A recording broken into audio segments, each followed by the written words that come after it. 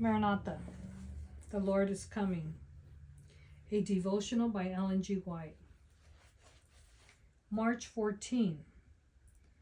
Physical health and noble thinking.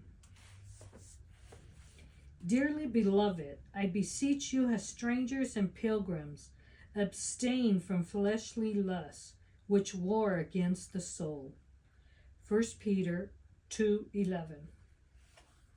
Many regard this text as a warning against licentiousness only, but it has a broader meaning.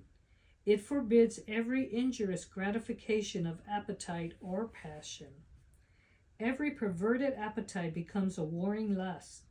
Appetite was given us for a good purpose, not to become the minister of death by being perverted, and thus degenerating into lust, which war against the soul. Peter's admonition is a most direct and forcible warning against the use of all stimulants and narcotics.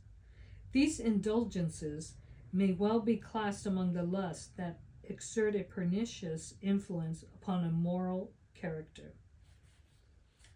Let none who profess godliness regard with indifference the health of the body, and flatter themselves that intemperance is no sin and will not affect their spirituality. A close sympathy exists between the physical and moral nature. The standard of virtue is elevated or degraded by the physical habits. Excessive eating of the best of food will produce a morbid condition of the moral feelings. And if the food is not the most healthful, the effects will be still more injurious. Any habit which does not promote healthful action in the human system degrades the higher and nobler faculties. Indulgence of appetite strengthens the animal propensities, giving them the ascendancy over the mental and spiritual powers. The strength of the temptation to indulge appetite can be measured only by the inexpressible anguish of our Redeemer in that long fast in the wilderness. He knew that the indulgence of perverted appetite would so deaden man's perceptions that sacred things could not be discerned.